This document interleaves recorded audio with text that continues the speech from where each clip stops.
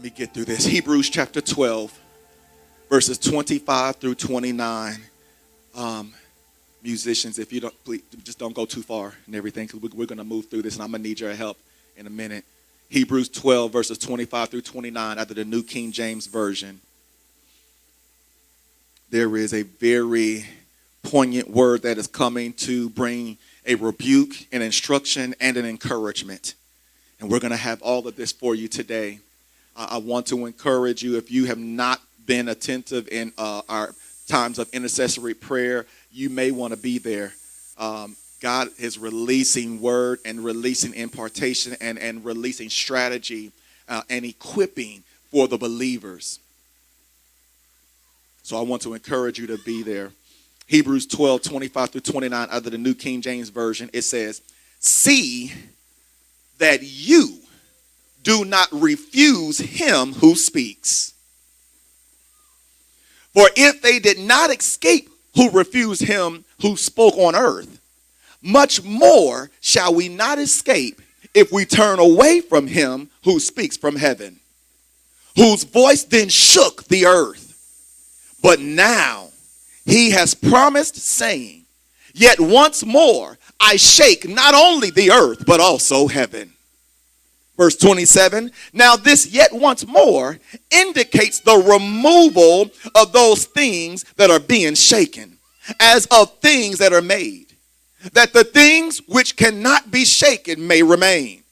Therefore, since we are receiving a kingdom which cannot be shaken, let us have grace by which we may serve God acceptably with reverence and godly fear. For our God, somebody say our God. For our God is a consuming fire. I'm going to speak to you just a few moments on the topic, God is a consuming fire. We're talking about the church's relationship with fire all this month. And so we told you, he shared with us last week that he is sending a fresh fire in this house, and that he is going to divide that fire among the families. But the response to all of us should be, Lord, have your way. And so we saw him move quickly last week, and we experienced a fresh fire in the house. And if we were not careful, would have been discouraged, because if we expected to see the same move in the house that we would see in our own address. But from house to house and from address to address, we see God moving in a different way. But let me encourage you, it's the same fire. And it was for the purpose of expediting what he wants to do through you in this season. Please go back and hear the word of the Lord, because this is an addendum to that. He says, see that you do not refuse him who speaks. So let me start with the rebuke. Then we'll give you the encouragement and the instruction. He says, see that you do not refuse him who speaks. For if they did not escape who refused him who spoke on earth, much more shall we not escape if we turn away from him who speaks from heaven, whose voice then shook the earth. This is a shout out to when God spoken to the people through Mount Sinai. And the mountain quaked and was covered with smoke and with fire. And the people, when they saw the earthquake and they saw the smoke and they saw the lightning and they heard the thunder, they began to back up from the mountain and say, we don't want that. Moses, you speak to us, lest we die. He's referencing this. He says, yet once more, I shake not only the earth, but also heaven. And prophet shared with us, was it Thursday? That the Lord has shared with her, has showed her a vision last Sunday of an earthquake that was happening right here. You didn't feel it. You missed it. But it was coming just like he said. The earth that was shaken. This word refuse comes from a Greek word which means to reject. And he shared with me even more this morning in my prayer time, where he says, stop trying to rebuke the Lord. This fire did not come from hell.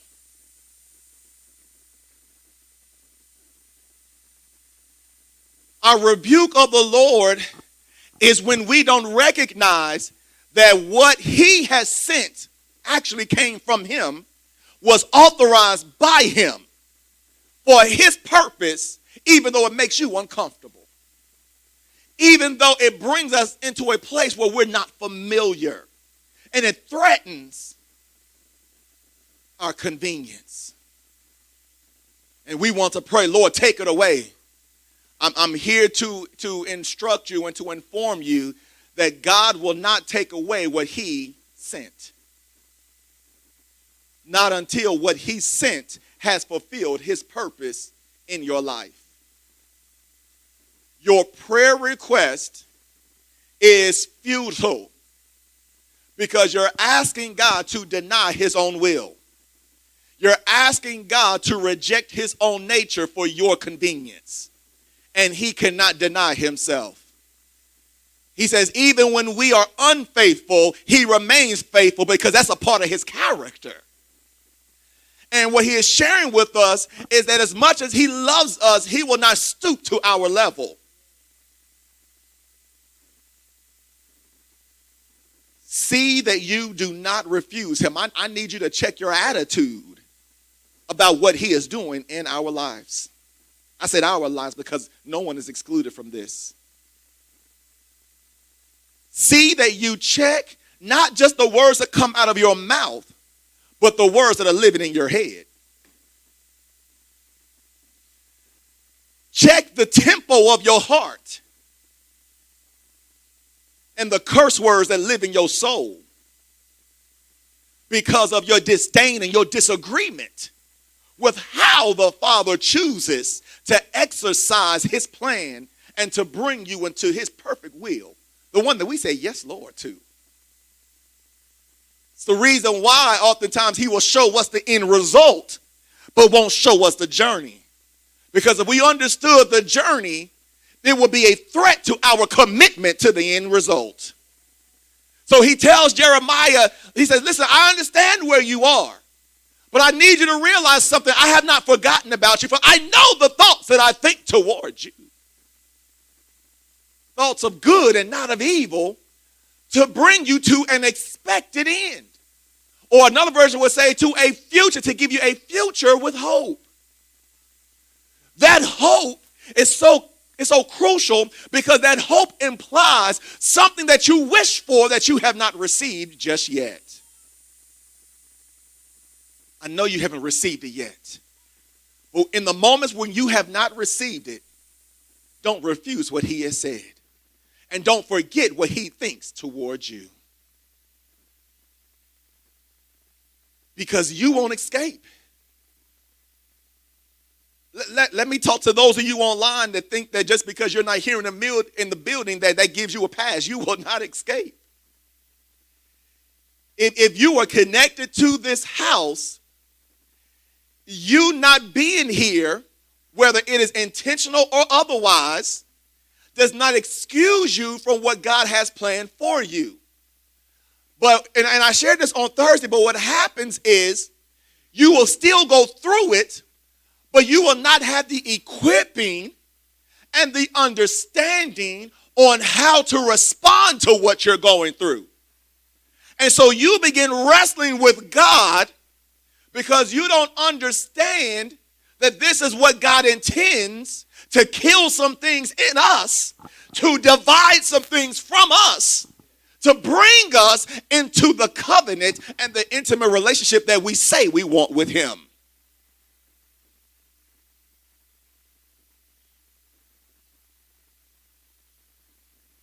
So see that you do not refuse him. He says, verse 27, now this yet once more indicates, watch this, the removal of those things that are being shaken as of things that are made, that the things which cannot be shaken may remain. Can I give you the mystery of why the shaking is coming? It is to remove some things that either you have made, I have made, somebody else has made, but we have allowed it into our life that had no business being there. And those things that are shaken for a reason. The reason why they are shaken is to reveal to you it does not matter how good it looks on the surface, it has no root. And because it has no root, it has no staying power. And so when the shaking comes, it reveals how superficial, how weak, and how temporary it is concerning your life. So the Lord says to you, stop fighting to hold on to that which does not have root in him. I pray that you hear the word of the Lord today. It's going to get better, but I pray that you hear the word of the Lord. The fire is coming through his word to shake your foundations.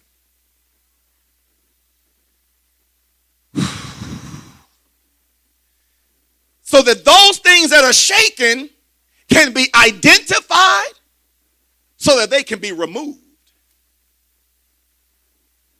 But I want to encourage you, not everything in your life is being shaken. There are other things that the shaking is coming that cannot be shaken. Those things will remain. Those things will remain. Those things will remain. Those things that cannot be shaken, they will remain. Well, why, God, are you sending the storm? Why are you sending the fire? Why are you sending the shaking through your word to identify and remove certain things? Let me tell you.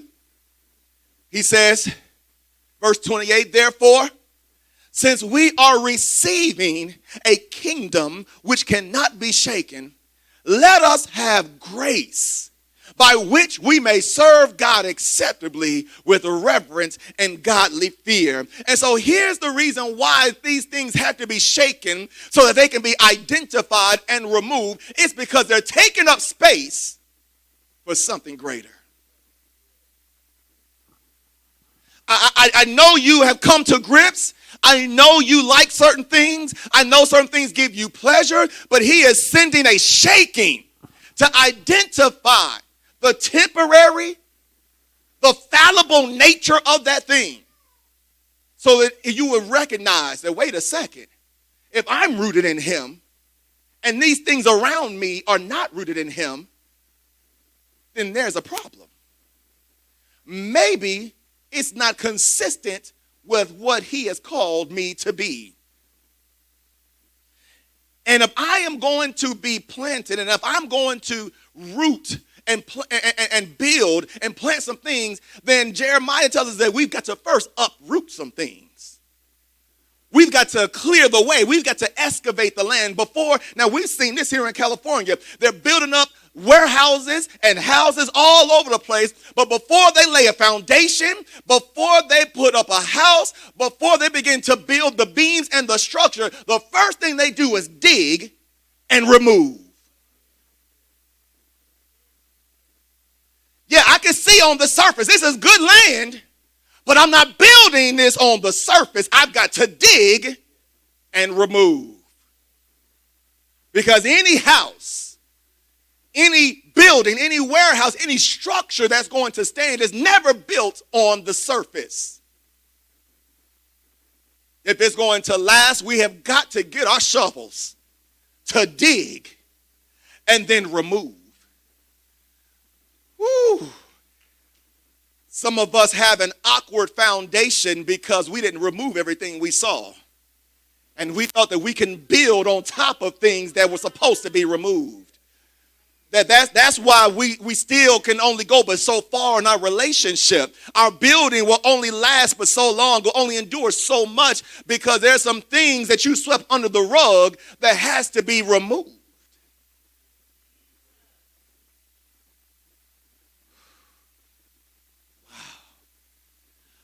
I don't know why he keeps showing me your dream.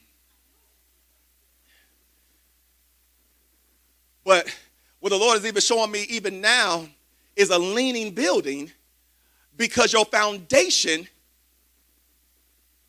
is not level. Your foundation is not level because you tried to put a praise on top of mess. You tried to build a doctrine without going back to deal with your first love. You tried to just work your way around certain things instead of dealing with certain things. Even relationally, we talked about it this morning in Under Construction. He said, before you give your gift, lay your gift at the altar if you think your brother has an issue with you, and go back and get it right. What is he telling us? He says, I don't want your gift on top of your dysfunctional relationships. You're putting double pane windows in a house that won't stand. Who cares how wonderful the roof is? Who cares if you got solar panels and the latest technology? Your house is falling over because the shaking is coming. Because the shaking is here. So we've got to dig and remove. Let me encourage you. Verse 28 again, he says, therefore, since we are receiving a kingdom which cannot be shaken, let us have grace by which we may serve God acceptably with reverence and godly fear. I want us to recognize that there are some things that are being shaken so that they could be exposed, so that we can remove them, but you don't belong to those things. We belong to an unshakable kingdom. We belong to an unshakable kingdom. Therefore, everything, and for some of you, everyone that is shaken and removed is on purpose.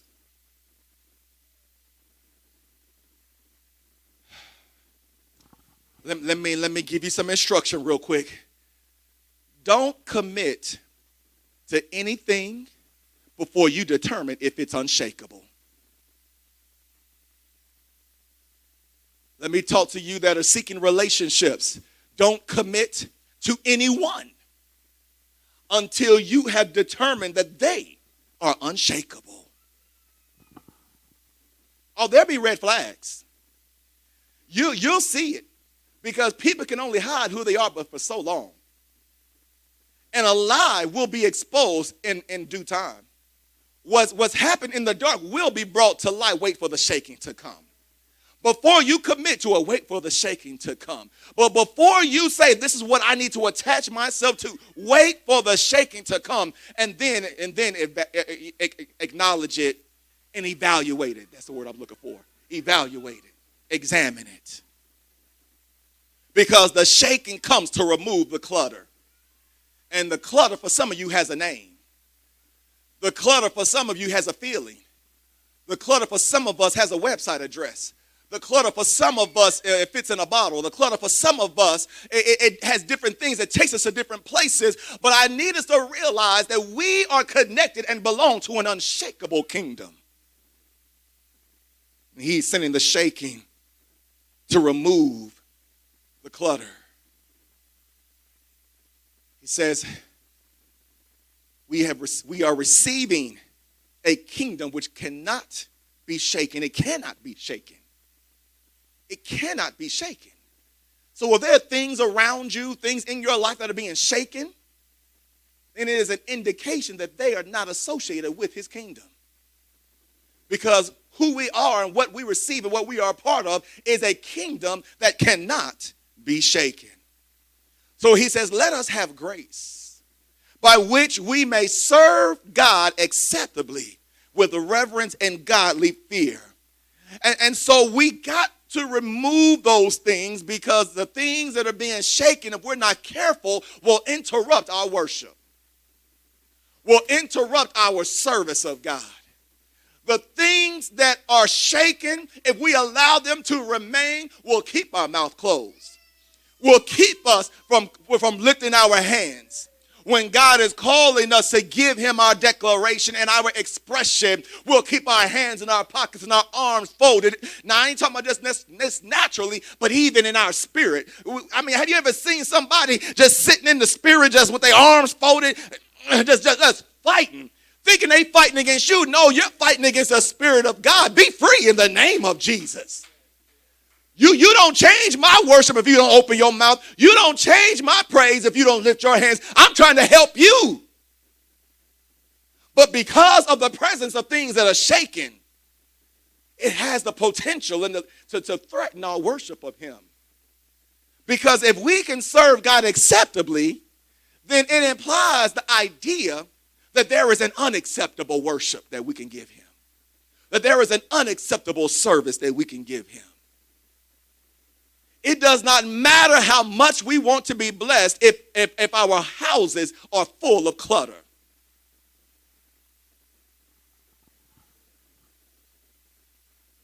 We've been hoarding in our souls for years and years, and we've been hoarding in our minds thoughts and ideas that he is saying to us today, you've got to clear the clutter.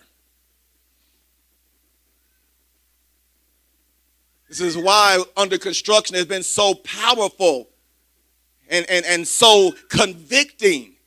It's because it is confronting the things that we have made peace with in our soul. Because the very things that we made peace with in our soul, we got to come to grips that it might not be at peace with him. And if it's not at peace with him, are we easily, what's the phrase again?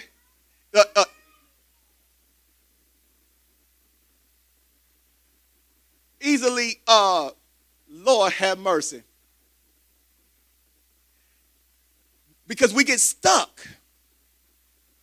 And we don't want to move. And we don't want to change because, thank you, because we have come to grips with certain things. But if what we are at peace with is not at peace with him, then we have got to be willing to be easily calibrated. I don't know why that word was so hard. But thank God for notes. Amen. Easily calibrated so that we can get back in line with who he is and what he wants us to do. We've got to serve God acceptably. Think for a moment. Let me give you a Selah moment. Are you serving God acceptably? I'm not talking about is it acceptable to you. Is it acceptable to him? Now, the only way to know if it is acceptable to him is you've got to come to grips with who called you, what did he call you to do, and are you obeying that? Are you doing it the way he told you to do it? See, if he told you, let me talk about money because money's always an issue anyway with a lot of us. If he told you to give $10, and you decided to give $5, that's not acceptable. You might say to yourself, you know what, God, I thank you because I gave $5 and I got enough for a 4 for $4 at Wendy's. God, you did that. And it may be acceptable to you because you feel like you can take the leftover and do something else with it, but it's not acceptable to him because you did not do what he asked you to do. Are you serving in a way that is acceptable to the Father? Let me talk to you that is online, whether you watch me live or on the replay. Are you serving in a way that is acceptable to the Father? Are you doing all that he has called you to do? Oh, I heard that. Well, you know, it's bigger than just the church. Absolutely. It's bigger than a church service, but it does not exclude the church service. Are you telling me that God's going to authorize you to do something in every place else except? We got to challenge ourselves. Let's tighten these screws. Let's become easily calibrated so that we can serve in a way that is acceptable to him. And the point of all of this is, why does all this happen? Why does he tell us not to refuse him that speaks? Why does he tell us about this shaking? What is the origin? And what does all this have to do with anything? Our service, our acceptable service, our listening, our doing, our believing, our hope, our faith. It's because of the declaration of who he is. In verse 29, that our God is a consuming fire. Our God is a consuming fire. You listen, you don't have to believe. You read it for yourself. He says, see that you do not refuse him who speaks. For if they did not escape who refused him who spoke on earth, much more shall we not escape if we turn away from him who speaks from heaven. He's contrasting Moses to himself, whose voice then shook the earth, but now he has promised, saying, yet once more I shake not only the earth, but also heaven. Now this yet once more indicates the removal of those things that are being shaken as of things that are made, that we are receiving, that the things which cannot be shaken may remain. Therefore, since we are receiving a kingdom which cannot be shaken, let us have grace by which we may serve God acceptably with reverence and godly fear. Why? For our God. This is the reason why. This is why it's for our God is a consuming fire. And so I got to tell you something.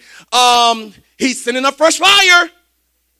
And the way that he is going to expedite us into the place where he wants us to be for his desire to come through your life to answer the prayer that you pray. He's got to be a consuming fire. That word consume comes from a Greek word which means to destroy. Means to take away. You wonder why it seemed like you're running a little bit slow? If you look at the first verse of chapter 12, he says that we have a cloud of witnesses that are cheering us on, that's showing us that you're not in this by yourself. But he reminds us in verse 2, we've got to now lay down every weight and the sin that does so easily beset or entangle us, that we may run with patience the race that is set before us. And so your running is hindered by what you're carrying. And God loves you so much. He says, I am going to send a fire. I am going to send a shaking to help loose the stuff in your arms that you're carrying, to help you to get the stuff out your pockets so that you can run the way you need to run. He's at the finish line. He says, I'm waiting for you. But I've got to consume some things. But what is he consuming? Everything that is shaken. Everything that is shaken. He is consuming those things that are shaken. Consider those things that are shaken as an offering to the Lord, as a sacrifice to God. God, there's some things that are shaking. I thought I could count on that. But in this season, I realized it was undependable. I've got to remove it. God, I thought that they had my back. I thought that they were on my side. Lord, I thought that they had committed to the vision that you have shown me about myself. God, I thought that this thing would help me. I thought that this idea would promote me. But I see that in this season, that has become unreliable. You shook it, Lord. I thought it was rooted. I thought it was with me. But I realized that you've shown that this is what needs to be consumed.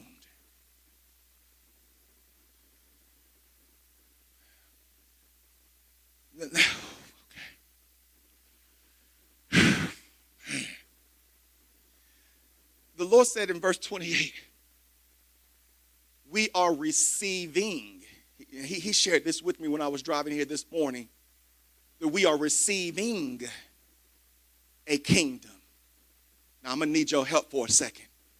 Receiving a kingdom. So do me a favor, tell your neighbor, there's more to come. There's more to come.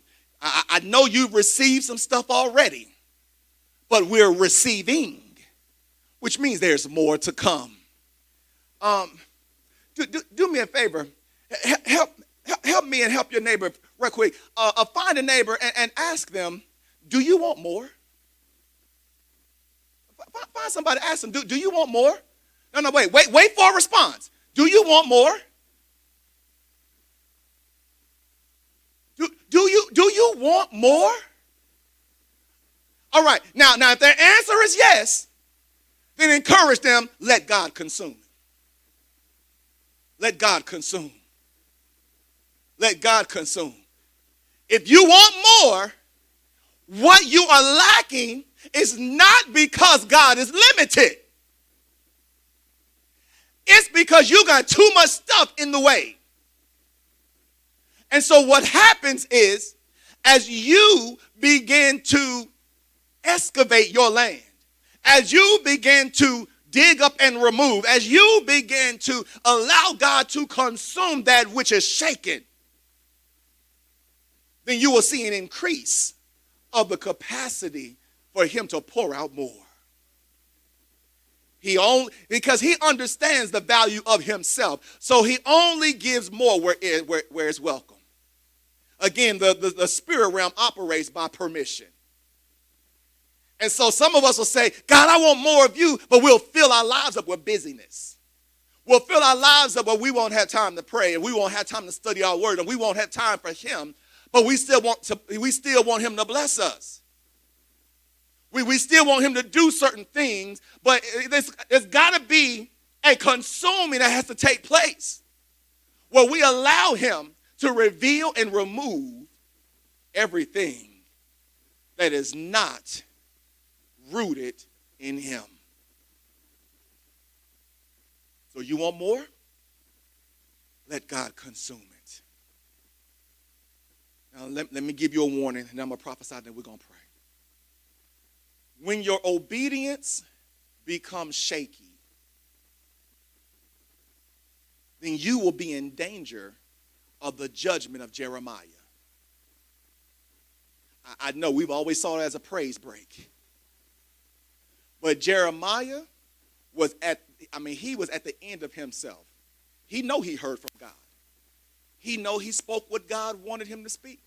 But the people would not listen. And as a matter of fact, they were so convinced in their own depravity that they began to raise up prophets that would speak what they wanted to hear anyway, against Jeremiah. Jeremiah had got to the point, but in response to people, in response to circumstances, that he said, I'm done. I'm going to keep my mouth closed. Isn't it interesting that the calling of your life does not stop because you're going through something? Isn't it interesting that God does not still speak to you and command you to obey him even when you're lacking in certain areas? It almost seems ironic that, God, you would ask me to give and I don't have enough to take care of the things that I need to do anyway. That you're asking me to serve people and I need to be served. That you're asking me to comfort people and I yet need to be comforted. But the calling does not stop. And so even though Jeremiah had all this against him, God was still speaking. And Jeremiah took his cue from the people instead of God and decided for a moment, it only happened for a moment, I'm not going to speak anymore. And then in the moment of his insanity, he said, wait a second. If I keep my mouth closed, his word will be like a fire shut up in my bones. Because what was in him was shaky. His obedience was a little shaky. His thought processes could not handle the shaking. God was not after to consume the prophet, just that attitude.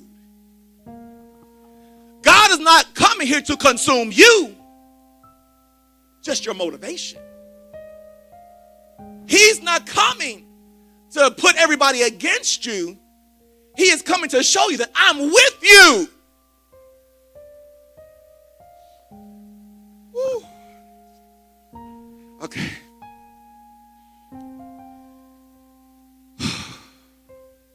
So let's do it again. Let's confess by faith. Lord, have your way. Lord, have your way. Come on, Lord, have your way. Come on, even those of you that are online, wherever you may be watching, I need you, let your ears hear it. Lord, have your way. Come on, make the devil mad. Lord, have your way. Because the devil had a plan for you. He thought that this right here was going to take you out. He thought that this season right here, he had it marked on his calendar that this was going to be the end of you. That once he does this in your life, he wouldn't have to deal with you no more. But I dare you, I chat with every faith. I don't care if your faith is the size of a mustard seed. Speak to the mountain of your soul. Speak to the mountain of your disappointment. Speak to the mountain of your discouragement. Speak to the mountain of your fear. Speak to the mountain of your lack and say, Lord, have your way. And when your emotions begin to speak to you again, and circumstances want to declare to you again that you won't make it, you need to have something to say to those things. And you need to say it until you are convinced. Because see, I hear you. Some of you ain't convinced. Some of you will say it just because you're being obedient. You don't want nobody looking at you crazy. I got you. I hear you. But the Lord judges the heart. And he's looking for people that will be convinced. Lord, have your way. Have your way. The Lord sends this word today to encourage and strengthen you during this journey, that you recognize what he is consuming is not you, but that which is taking up space in your life that does not have the weight and the value to endure to make room for that which does. Let me say that again. The reason why he has put this word in my heart for you today is to encourage and strengthen you on this journey. I know it's difficult. I know it was a surprise to some of us. I know that we didn't feel like we could handle it. We weren't prepared for it. Some of us are actually mad at God right now because the moment we made a decision for him, all hell broke loose. And God, you should have had my back. And God, you know I'm trying my best. And God, you know I don't have much faith. And I'm giving you all that I got. And I feel like that which I have is being taken from me. But let me encourage you by the Spirit of the Lord. This fire is not to consume you, but it's come to consume that which has taken up space in your life that does not have the weight or the value to endure anyway. And he does it to make room for that which does. So let me give you one last prophetic instruction. Don't mourn for what is lost in this season. Dry your eyes. Stop mourning for what you have lost in this season. But celebrate the idea that it is preparation for the receiving of an unshakable kingdom. An unshakable kingdom.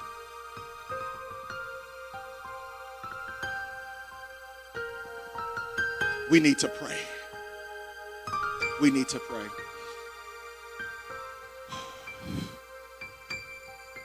For those of you online, if there's somebody with you, I need you to get somebody in your house, and I want you to pray for each other. For those of us that are here, I want you, if you can, to find a neighbor, find somebody. If that means you got to move, I want you to find somebody. We're going to pray for one another, and I'm going to pray for us all. Now, I told you the devil had it marked on his calendar that this was going to be the last day that he would have to deal with you, but I want to encourage you to mark this date on the calendar, that this is going to be the last day that you struggle with this. That this is going to be the last day that you make this excuse. That this is going to be the last day that you allow and give permission to that attitude to derail you, to detour you, and to convince and counsel you to give up. So we want to pray for each other for strength and for endurance. That while the fire of God is shaking some things that we didn't want to be shook, that we give him the permission to have his way. That as we are going through this journey and he is sending this fresh fire to shake some things that we were trying to hold on to. I was depending on that. I was depending on them. That we don't lose heart in this season. That we don't shrink back. That we don't count God unfaithful. Because God knows what we need, not just in this season, but in the next. Thank you so much for worshiping with us today at the Carpenters Church. To sow a seed into the ministry, you can use our Cash App at $Mature in the Lord. Or you can mail a check or money order to the Carpenters Church, P.O. Box 10004, Moreno Valley, California 92552. Again, thank you so much for worshiping with us today.